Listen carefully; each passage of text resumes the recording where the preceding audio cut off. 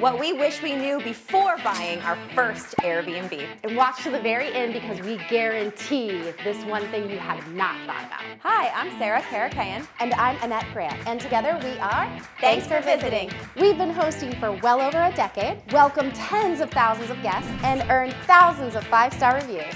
Our portfolio continues to bring in over 1.5 million year over year, and supported not only by the industry's leading brands, but also some of the biggest media outlets. And we're here to help you with your furnished rental.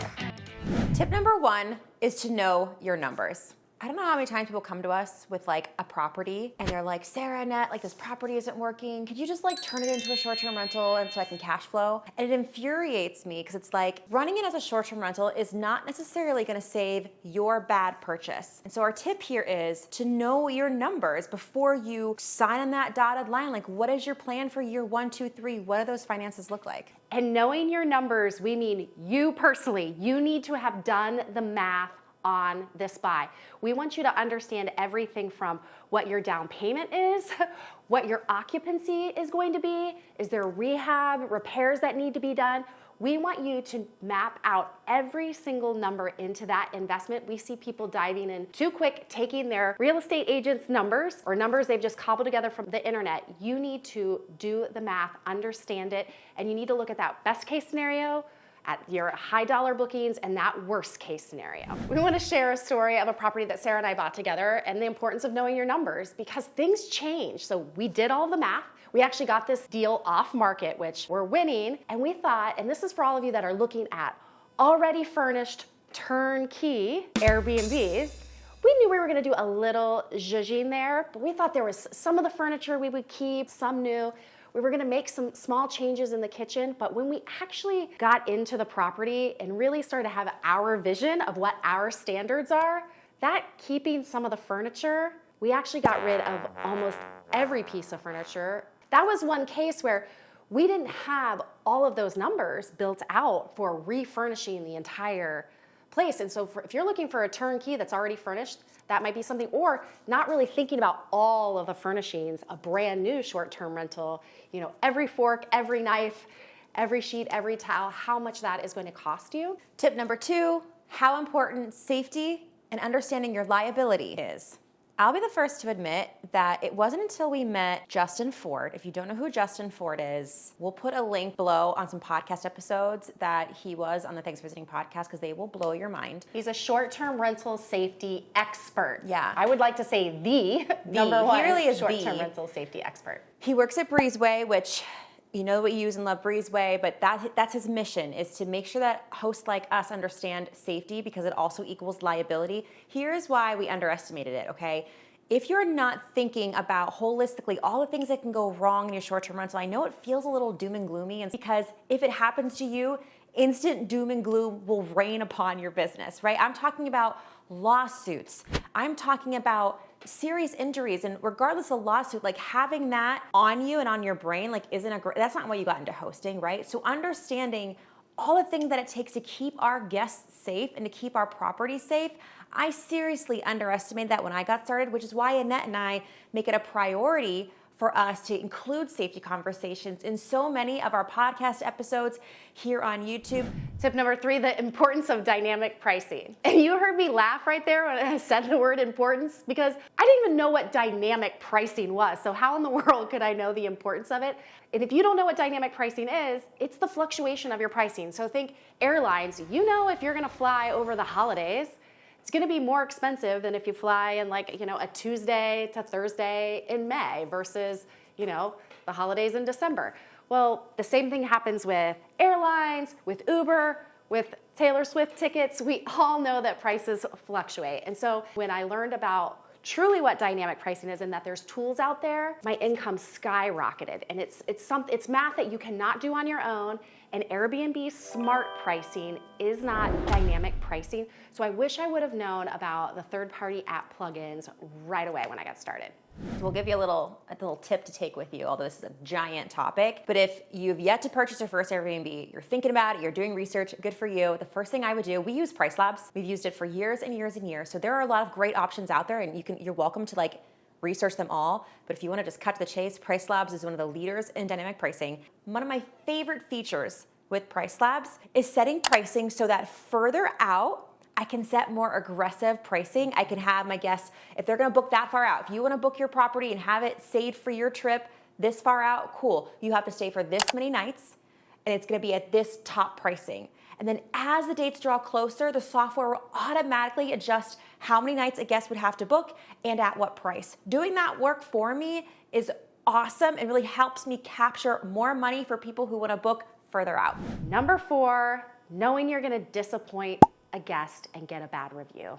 Those words were so hard to even say and admit, disappoint a guest and get a bad review. But I'm telling you, if you can just let that go, instead of like being on pins and needles, walking on eggshells because you're like, oh, I wanna make sure my guest is happy, I wanna make sure my guest is happy. I can share with you, disappointing a guest and getting that lower review actually was one of the best things that ever happened in my hosting business, because I took it to heart and I listened to what the review was about. And it wasn't just the review, it was, they had given me some feedback during their stay and I tried to remedy it. So I'll tell you exactly what it was. This was a longer stay. They were working from, this is before work from home, so I wasn't as set up, but a couple of things that they were just accustomed to. I didn't have the proper desk space there. And like the chairs at the dining room table weren't really appropriate for someone sitting them for a long period of time. They were kind of artsy and they weren't comfortable. And I was like, oh, I should have thought about that. I kind of went on, the budget friendly, and I didn't think about their comfort. Another thing is the Wi-Fi went down while they were there and they were working, and I didn't have a backup plan. And at that point in time, I couldn't get someone out for it was like 2 or 3 days because I had tried all of my triage. So I had to go buy a hotspot. But then after that, I always had that hotspot ready if a guest needed it. And my knife selection in my kitchen,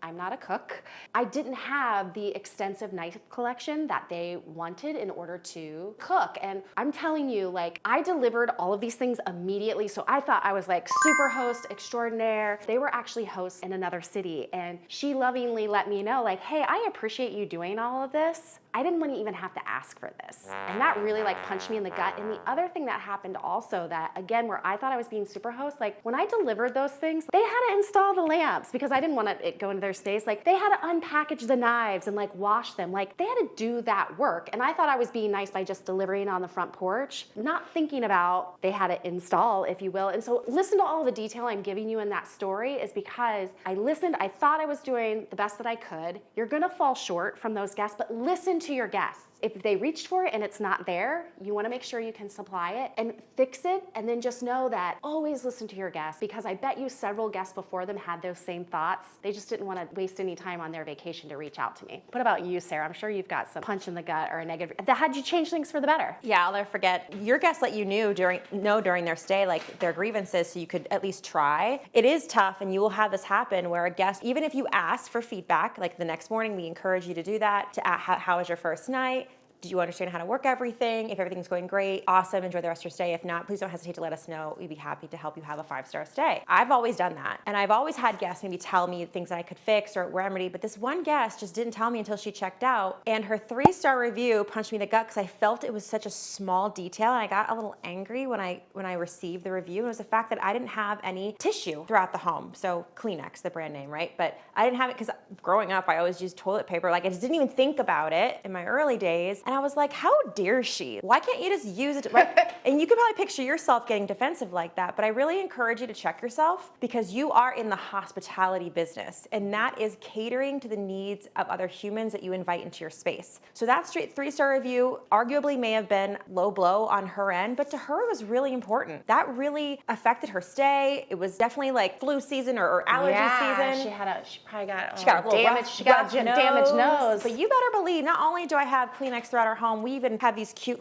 things that go over top of them so that they're part of the decor. I know my cleaners have a really fun time making them beautiful for the next guest that arrives, but it really up-leveled. So again, there's always something to learn. And I don't care if you watch all of our videos, listen to all of our podcast episodes, and we hope you do that because we will help you save so many bad reviews coming your way, but you're still gonna get one. Tip number 5 is focusing on our own marketing and growing our direct booking site. There's a lot of talk about direct booking, marketing, and it can seem very sexy early and all that kind of stuff, but it's also can feel daunting. And like, I get all of that. What I want you to get out of the next few moments here is that it is important to have a direct booking site. It is important for you to see yourself as a business owner and that you are responsible for marketing your short-term rental. Airbnb is a very powerful platform. It changed our lives. We have no ill will towards that platform. We would be not where we're at without it. I just want to make that disclaimer. But that does not mean that we build our entire business on that land, because we don't control what Airbnb decides when they change their terms and conditions, how they interpret our actions. So it is imperative that if you're going to buy a property, invest all that money in the property, all the furnishings, all of your time, how important it is to have your own land. Now, this land, this digital real estate, can be very simple. All right. We also don't want you to overinvest. That's why I believe take time to do it. It takes time to build a direct booking site. It takes time for you to get email addresses from all your guests. Take it slow, build it right, do the foundation. Don't get so into the whole direct booking movement where you actually sacrifice a lot of money that you're never going to see back because you rushed into it. So just know that it exists, educate yourself, get your .com or your .whatever, and start building on that land slowly, and you'll definitely thank us later. Tip number 6. There's way more behind everybody's "I'm making so much money on Airbnb." Listen, we are telling you this right now. Here, you can go on YouTube all day long and hear about all the money you can make on Airbnb. But listen, there is work involved, and we are not doing our job if we are not telling you that there is work involved. There is hard work involved, and you need to be in it for the long haul in order to see that money. This is not some get rich quick scheme. This is hospitality. This is taking care of overnight stays, humans staying in your property. There is work involved. So all of those stories that you're seeing, highlight reels of the financial success, please understand that that's only a fraction of the story. You don't see the turnovers that are happening. You don't see the maintenance that's happening. You don't see the capital expenditures going in to take that property to earn $50,000 more per year, but they might have put $175,000 more into that property, put that pool in to get that average daily rate.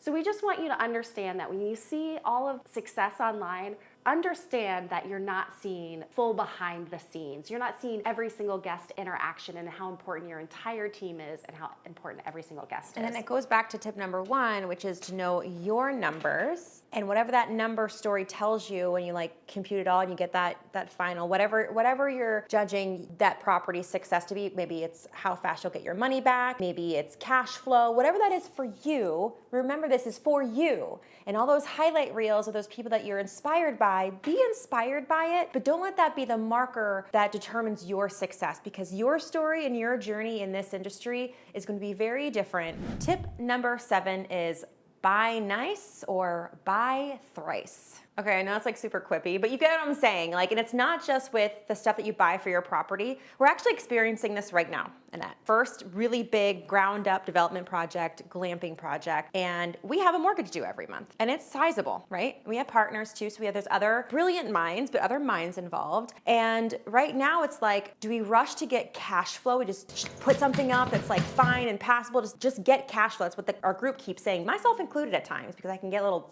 panicky. Or do we slow down, build it right the first time, get quality material in there, get quality furniture in there, get some wow factors in there so we can actually take more of our fair share of the marketplace when we do get live, so that cash flow when it comes is truly optimized. Tip 8, part-time equals all the time. Before I got started at Airbnb, I thought it was gonna be my side hustle. And so when you think side hustle, I immediately think part-time, like a fraction, a side is half, so it's a fraction of the time.